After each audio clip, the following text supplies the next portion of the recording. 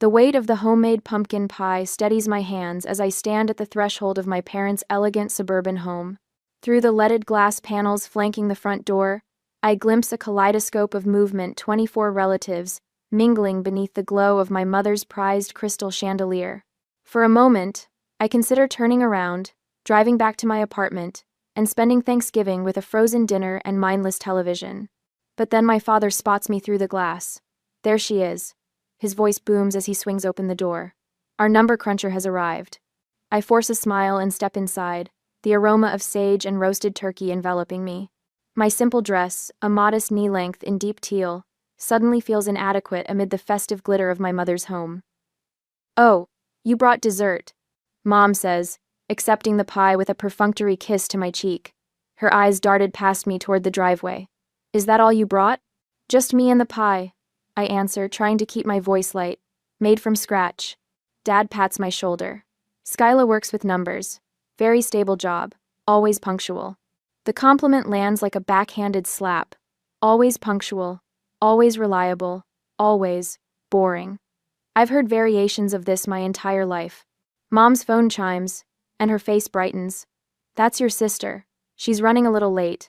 30 minutes and counting, I murmur, but no one notices my comment as I'm shuffled toward the living room, where relatives cluster with drinks and appetizers. Uncle Warren raises his glass. The accountant arrives. "How's life balancing those books, Skyla?" "I'm an internal auditor, actually," I correct, accepting a flute of champagne from a passing tray. "And business is." The sudden hush falls over the room like a heavy curtain. Conversations halt mid-sentence. Heads turn toward the entryway. My sister has arrived. Marissa glides in, 30 minutes late, and looking like she stepped from a magazine cover.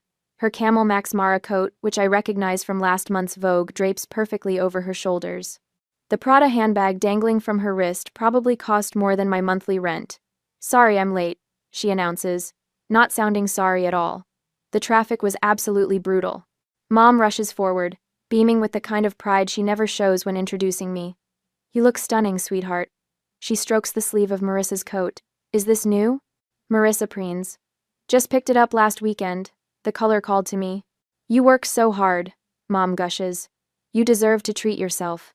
I swallow hard and drain my champagne glass in one gulp. The irony burns worse than the bubbles. Marissa hasn't held a steady job in 3 years, bouncing between consulting gigs that somehow never last but always come with impressive-sounding titles. Dinner is called before I can escape for a refill.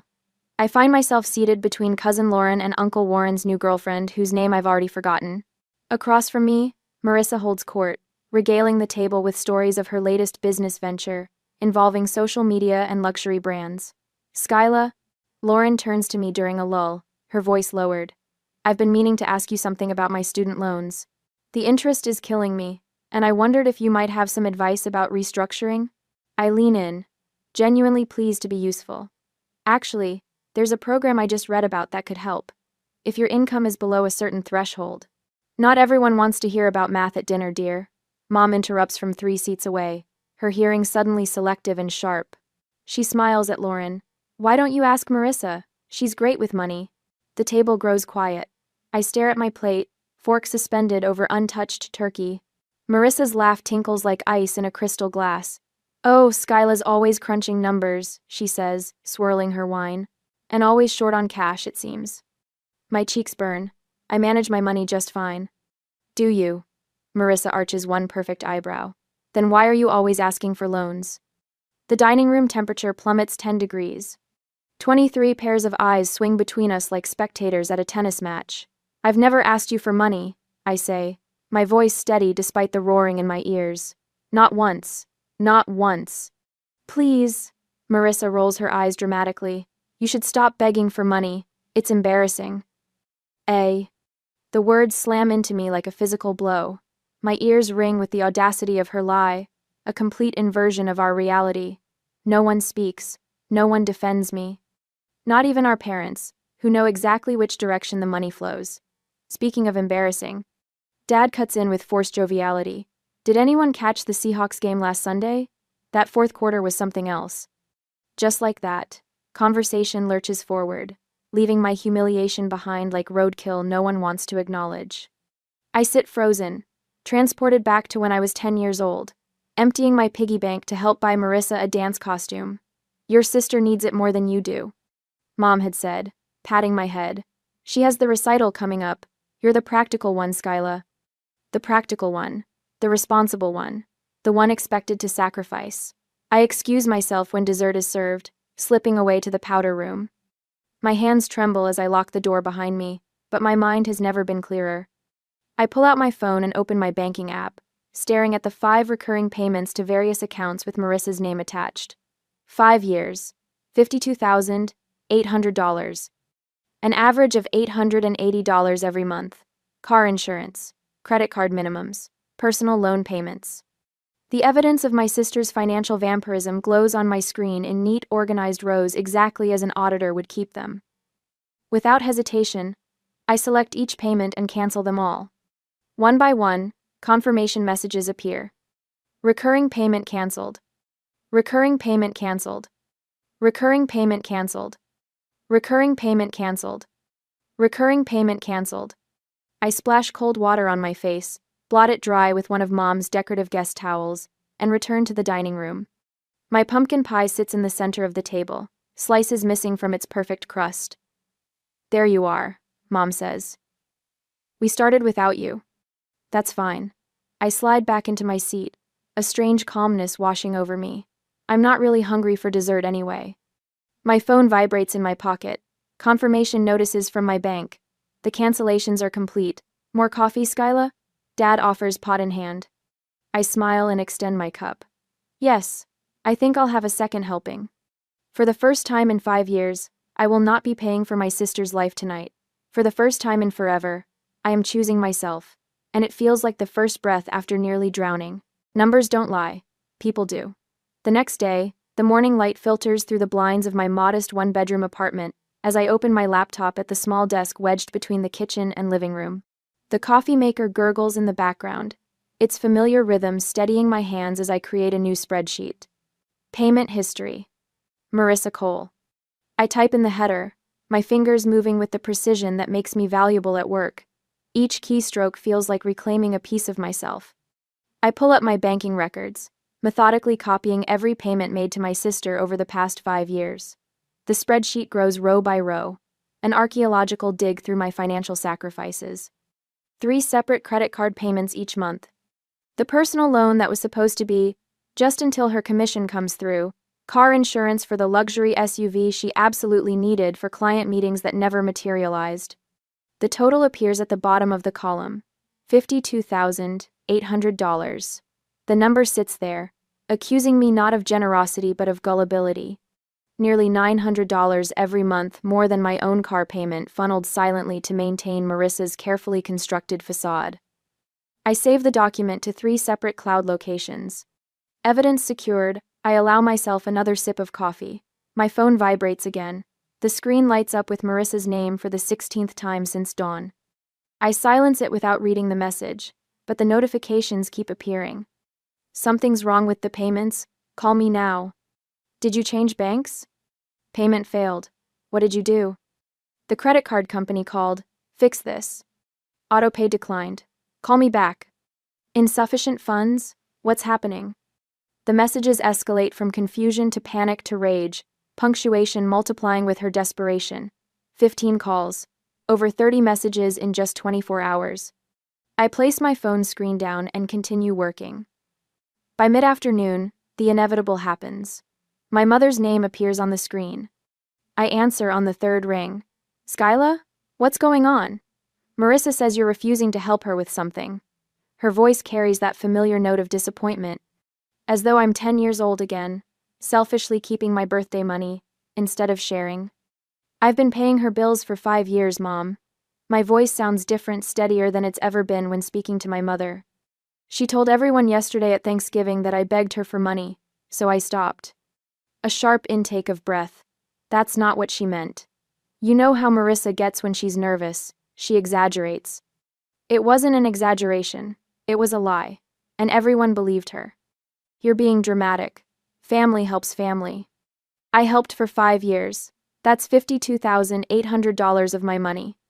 A long pause, then rustling as the phone changes hands. Skyla, it's Dad. His voice sounds older suddenly. What's this about money? Your sister says you've cut her off without warning. Did she tell you why she needs my money every month? She's been having cash flow problems with her business. You know that. Dad, she doesn't have a business. She hasn't had steady work in 3 years. Another long silence. You've changed, he finally says. You used to be kind. The words strike deeper than expected, but clarity rises to meet the pain. I haven't changed, I reply. I just stopped letting people use my kindness as their safety net. The shocked silence that follows tells me they've never considered our family dynamic from this angle. The call ends awkwardly, with promises to talk about this later that we all know means, hope you come to your senses. I've barely set down my phone when it rings again. Lauren. Hey, just checking in. You left Thanksgiving so suddenly. Her voice trails off, fishing for information. It was a difficult evening. I offer carefully. Marissa's been messaging everyone about money problems. Something about you backing out of a loan? A bitter laugh escapes before I can catch it. I didn't back out of a loan. I stopped making her monthly payments after 5 years of paying her bills. Wait, you've been paying her bills? But she has that huge house in Bellevue. The surprise in Lauren's voice confirms what I suspected. No one knew. For years, Marissa had maintained her image of success while secretly draining my accounts. How much are we talking about? Lauren asks. $52,800. Holy shit, Skyla. She pauses.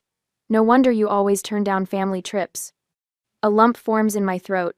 All those years of excuses about work commitments, saving for a house, needing to be available for emergencies when the truth was simpler and more painful. I couldn't afford both Marissa's lifestyle and my own existence in the same frame. After Lauren hangs up, promising discretion I know she won't maintain, my phone pings with a text from cousin Michael. About time someone stood up to the golden child. The truth is spreading through the family now, reframing 5 years of gatherings where Marissa arrived in designer clothes while I wore the same black dress with different accessories. Where she brought expensive wines while I baked from scratch because it was cheaper. Where she talked about exclusive resorts while I quietly mentioned staycations. I closed the spreadsheet and shut my laptop. The documentation is complete. The payments are canceled. The truth is loose in the wild. For the first time in 5 years, all $880 of my monthly Marissa payment will stay in my own account. The thought doesn't bring the satisfaction I expected, just a hollow kind of relief. Like removing a splinter that's been in so long you've built your movements around avoiding the pain. I glance at my phone, where the notification count has climbed to 43. Tomorrow will bring more calls, more guilt, more pressure. But tonight, the numbers are clear. And numbers, unlike sisters, don't lie. The family group chat notification lights up my phone at 6:47 a.m. the next morning. I squint at the screen, still warm under my comforter, and immediately wish I hadn't looked. Please keep Skyla in your prayers during this difficult time. Marissa's message reads, mental health struggles can manifest in many ways, including financial jealousy and irrational behavior. I stare at the ceiling, counting the gentle popcorn ridges to keep from hurling my phone across the room. Within seconds, responses flood in. Oh no, what happened? Sending love, Skyla. We're here for you. Should we organize a care package? Nobody asks what prompted this announcement. Nobody questions its validity. My sister's word is gospel, and I am suddenly cast as the unstable family member having a breakdown. My mother calls within minutes. Skyla Marie Thompson. Her voice carries that particular tone reserved for grave disappointments. You need to fix this before Thanksgiving is completely ruined. Fix what, exactly? I ask, sliding my feet into slippers, padding toward my kitchen to start coffee. Don't play dumb. Marissa is devastated. Your father can barely look at the phone when she texts about you. She pauses. We raised you better than this. The coffee maker gurgles as I measure grounds with practiced precision. Did you ask Marissa exactly what I've done? She showed me the bank notifications. All those payments suddenly canceled. Mother's voice drops to an accusatory whisper. She has bills, Skyla. Responsibilities. Roos. So do I. The words emerge stronger than I intended. This isn't like you, she continues. The daughter I raised would never abandon her sister. I watch coffee drip steadily into the pot, black and clarifying. The daughter you raised has been paying Marissa's bills for 5 years while she told everyone I begged her for money. Silence stretches between us, taut as a wire. I'm going to be late for work, I interrupt. An unprecedented act of rebellion. Give Dad my love. I end the call before she can respond and open Facebook to find Marissa's latest performance. A tastefully filtered photo of her staring pensively out a window, captioned, "Heartbroken when family members struggle with jealousy. Praying for healing during this difficult time." 27 sympathetic comments already. I close the app without responding and finish getting ready for work. When I arrive at the office, something unexpected happens. I work better than I have in months. Client documentation flows through my review process with unusual efficiency. Spreadsheets that normally require double-checking seem crystal clear on first pass. "You seem more focused lately," my manager comments during our afternoon check-in. "Whatever you're doing, keep it up." What I'm doing is keeping an extra $880 a month in my bank account and sleeping through the night for the first time in years. That evening, I purchased a new desk for my home office, a solid oak piece I've been eyeing for months, but could never justify while supporting Marissa's lifestyle. As I enter my credit card information, I experience none of the usual anxiety about spending on myself. No mental calculations about how this purchase might affect my ability to cover Marissa's car insurance payment or minimum credit card payments. I realize I've been living below my means, not from frugality or wise financial planning, but to fund my sister's excess. The revelation settles in my stomach like a stone. The true test of my newfound resolve arrives 3 days later when Marissa appears unannounced in my office building lobby. I spot her through the glass doors as I return from lunch, designer sunglasses perched above perfect makeup, strategically disheveled hair, and what appears to be a carefully selected outfit that somehow communicates both wealthy casualness and distress. "How could you abandon me like this?" she demands loudly the moment I approach, tears streaming down her cheeks without disturbing her mascara. "After everything I've done for you." Heads turn throughout the lobby. My coworkers slow their pace, pretending not to eavesdrop while clearly absorbing every word. I keep my voice measured and low. "This isn't the place to discuss your financial problems, Marissa." "Financial problems?" She laughs, the sound high and brittle. "You're the one who's always needed my help, and now when I need you just temporarily, you cut me off completely?" A security guard glances our way, concerned by the rising volume. "Call me when you're ready to talk about repayment plans," I say quietly. "Repayment?" The word hangs between us like a grenade with its pin removed. Her tears vanish instantly. The transformation would be impressive if I hadn't seen it countless times before, the immediate shift from wounded victim to cold calculation when manipulation fails. "This isn't over," she hisses, voice suddenly steady. She turns sharply, stiletto heels clicking against marble, as she exits through revolving doors. I watch her go, feeling oddly calm in the aftermath of what should have been a devastating confrontation. Saturday brings unexpected support. Lauren arrives at my apartment door bearing lunch from my favorite deli and a sympathetic smile. "You okay?" she asks, unpacking sandwiches and containers of soup at my small dining table. Everyone's talking about what happened. "What version are they discussing?" I ask, pulling plates from my cabinet. Lauren shakes her head. "The real story is getting out. Michael called me after talking to your dad. Is it true Marissa owes you over $50,000? $52,800, I confirm. But her total debt is closer to $96,000, as far as I can tell." Lauren's sandwich halts midway to her mouth. $96,000? How is that possible? They live in that beautiful house in Bellevue. "Mortgage to the limit?" I reply. "Plus 3 maxed credit cards, 2 personal loans, and the car lease that's 3 months behind. I've been covering the minimum payments for years." "She was using you this whole time." Lauren's voice turns hard with anger, all while acting like the successful one. My phone buzzes with a notification. The younger cousins have created a new group chat named Team Skyla, without Marissa or my parents included. I'm still absorbing this development when my phone rings with an unfamiliar number. I almost decline until Lauren glances at the screen. "That's Evan's cell," she says, eyes widening. "Marissa's husband." I accept the call, putting it on speaker. "Skyla?" Evan's voice sounds strained. "We need to talk." "I'm listening," I say. "I had no idea about any of this," he begins. "She hid everything. The payments, the debt, all of it. All of it." The raw honesty in his voice catches me off guard. "Thank you for helping her quietly all these years," he continues. "I thought we were stable, but we've been living beyond our means to keep up appearances with the neighbors. I meet Lauren's astonished gaze across the table. We're not as financially secure as everyone believes, Evan confesses. Not even close. A strange weightlessness settles over me. For years I believed I was the only one who saw Marissa clearly. Now others are beginning to glimpse behind the curtain. I hope you can help her find better ways to cope, I say finally. Lauren squeezes my hand across the table as the call ends. For the first time in years, I'm not alone in my understanding of Marissa. And for the first time in my life, I'm not expected to be the one who fixes everything. That night, the knock at my apartment door comes at 11:42 p.m., 3 thunderous blows that rattle the hinges. I know who it is before I even peer through the peephole. Marissa stands in the harsh hallway light, arms wrapped around herself. Her hair hangs limp around her face, not a trace of makeup visible. She wears faded jeans and a plain cotton t-shirt, clothes I've never seen on her before. I open the door but block the entrance with my body. It's nearly midnight. Please, she whispers, her voice cracking. I'm falling apart, Sky. Evan knows everything. For a moment, I see the little girl who used to crawl into my bed during thunderstorms, seeking comfort from her practical sister, who was never afraid of the noise.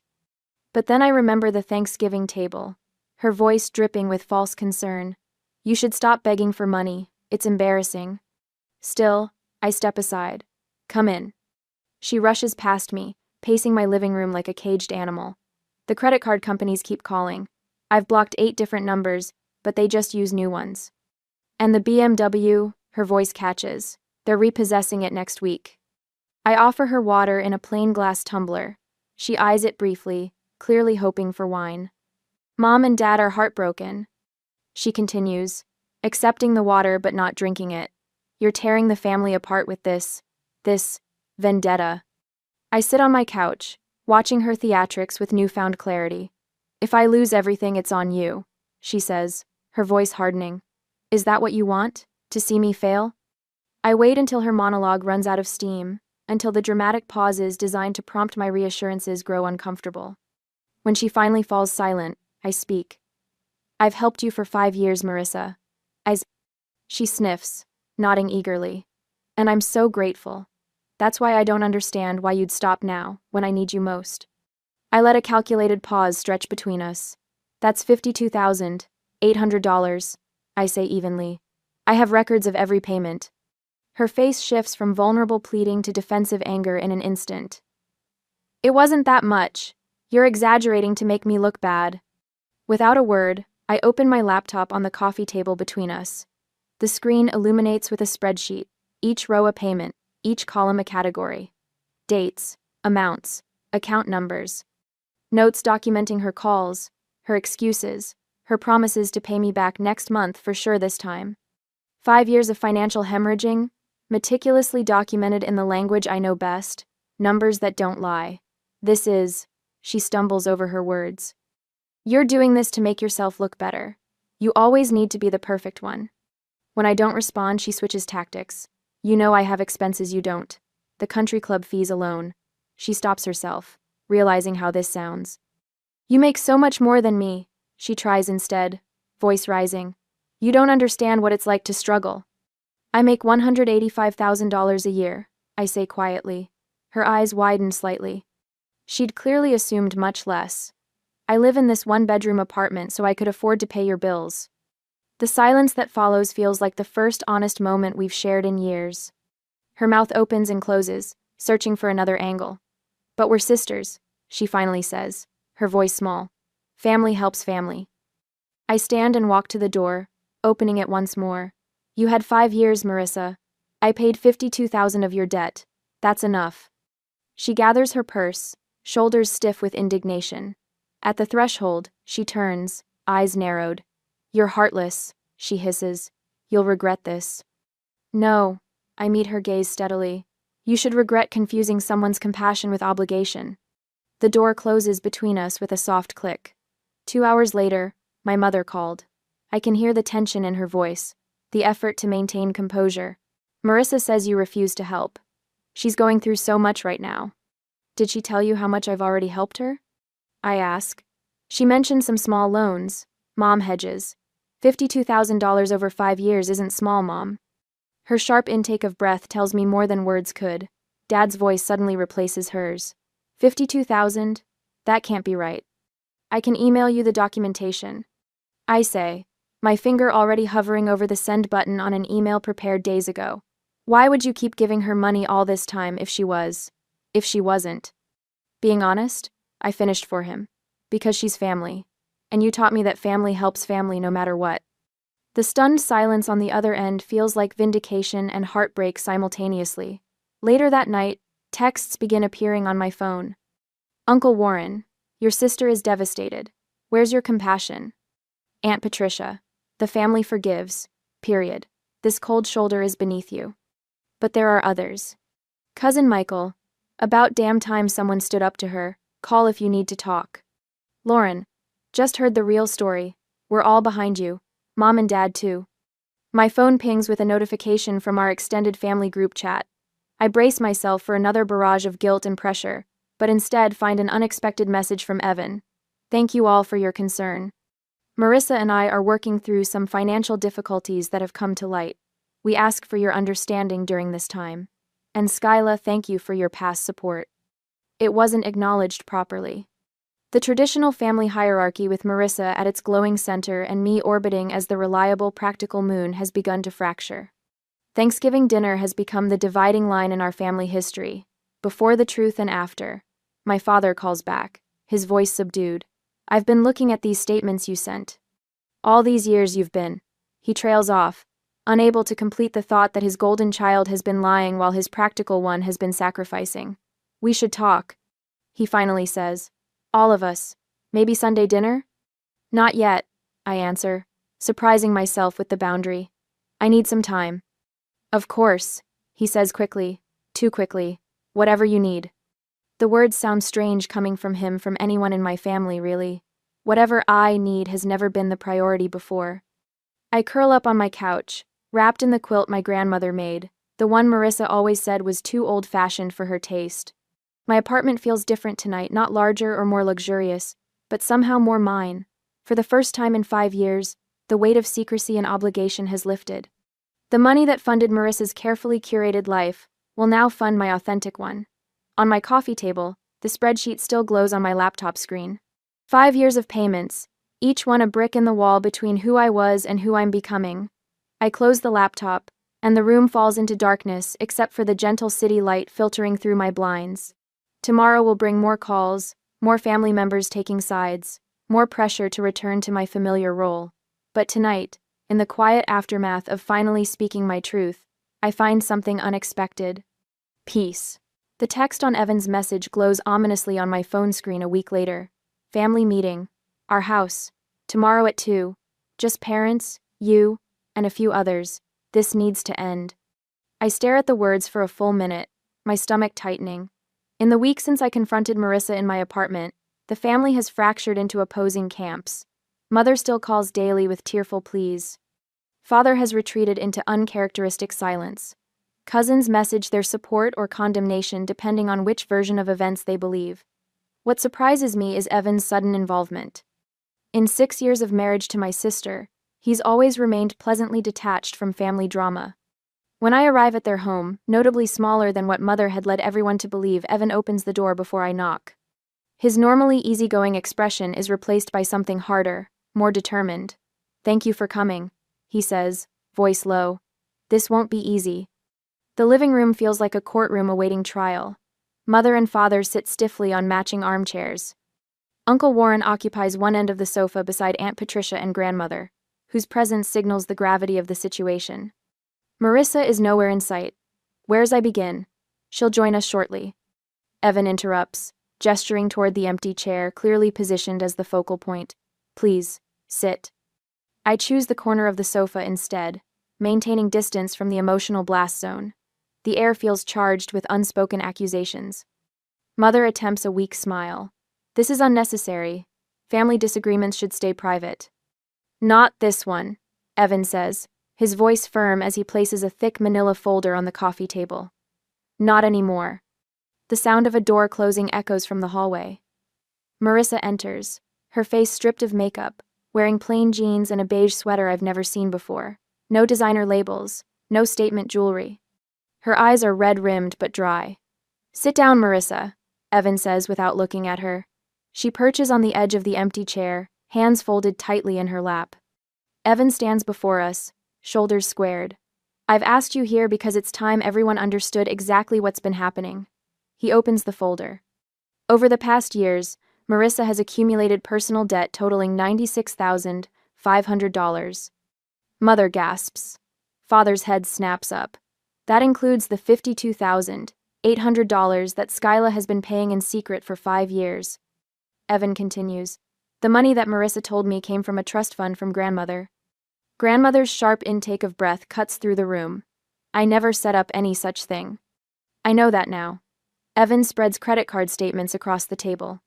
These show regular purchases from Nordstrom, Saks, Neiman Marcus, designer clothes, jewelry, handbags. Things to maintain the appearance of success while we were quietly drowning. Father leans forward, studying the papers with growing disbelief. "This doesn't sound like the daughter we raised." "I needed those things," Marissa whispers. "Everyone expected me to be successful." Mother reaches toward her. "Sweetheart, is this all true?" The question hangs in the air, the first time in 30 years I've heard Mother question Marissa's version of events. Marissa's careful composure crumbles. Tears spill down her cheeks. "I just wanted everyone to be proud of me." "By lying?